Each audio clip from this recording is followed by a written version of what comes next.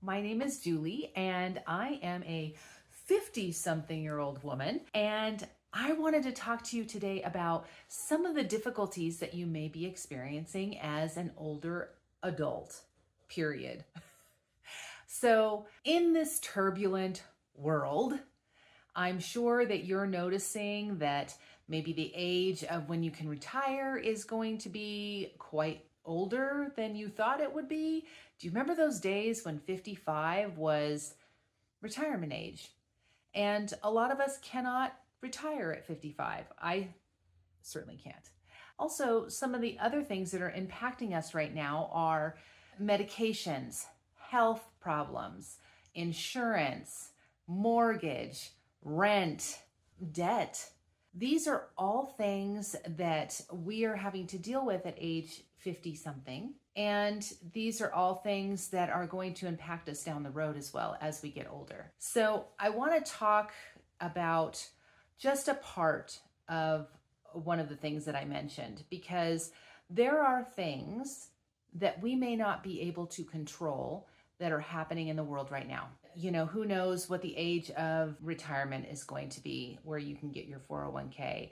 Who knows what's going to happen to Medicare? We don't know. All of these things are kind of up in the air, and it's been up in the air for a while. So some of the things that you can do as a 50 some odd year old woman or man is the biggest thing. I think the biggest impact and the one that you have the most control over is health. And I know that sounds very trite. Oh, just get healthy and you'll be fine. There's a method to my madness. It's not because, you have to be skinny or you have to look a certain way. That has no bearing on what I'm about to talk to you about. It is about, do you want to pay for medications when you get older? I'm a nurse. I see a lot of people that are pre-diabetic or diabetic, that have high blood pressure, that have any kind of disease process, and they're paying a lot of money for medications. And some of those medications are not covered. And some doctors are not as good at giving you covered medications depending on your insurance. And what if you're out of work and you need those medications? Who's going to be able to provide those things for you? So that's why I want to hone in on the health aspect of what you can control right now. So the biggest thing that you can control is your diet and your exercise. And you may be saying, well, Julie, I'm on a fixed income. You don't understand. This is all I can afford. I totally understand. I do. But unless you get your health in order, when you get older, it's going to be so much worse for you. So if you're 40, 50, 60, 70, now's the time.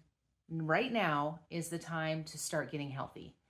And I can tell you, especially going through menopause, I was the fittest I'd ever been.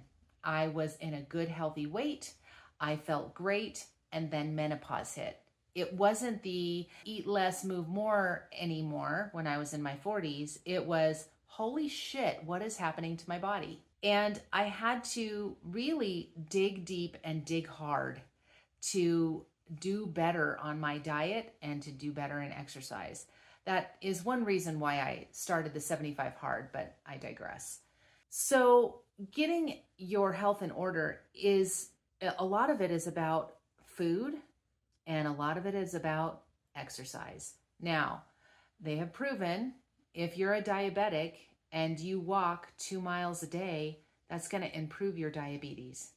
Even if you didn't do anything with your diet, it will improve your numbers.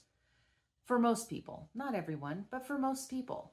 So what if you combined diet and exercise? And a diet that is good for you. Now, I like to eat like a 14-year-old boy. That's true. But I know that that's not going to serve me. So eating whole foods, grains, not eating a ton of bread, which I love, not eating a lot of those things. And you may be frustrated by that because it may be that you're like, you know what, I'm 60, I should be able to eat what you want. Well, guess what? You're not. You're not. It's a different different realm now that you're in your above 50s, because your body doesn't respond the same way. You may have issues with, especially if you're a woman, osteoporosis. You may have, things that are happening because of your diet or because you're not exercising. Specifically with osteoporosis, the one biggest thing that you can do for osteoporosis isn't just drink a bunch of milk. It is by getting your bones strong, by making more muscle. So my suggestion to almost anyone is to eat 100+ grams of protein and to eat more whole foods, to exercise. I walk 3 to 5 miles a day, just because if I don't, I won't do it. And myself, I have heart problems. So I have arrhythmias. I'm on the cusp of needing a pacemaker, but I am trying to avoid it as much as possible. So I stretch my heart a little bit because I want to exercise it. That doesn't mean that you have to do that, but walking is like the easiest thing to do, and it clears your head. And making muscle. Muscle is one of the biggest things to do ever. Now, I work out twice a day. I walk and then I, do muscle work at night. Now, before you go, well, I don't have the time for that. You're lucky because you must have the time for that. I work 2 jobs and I have a side gig.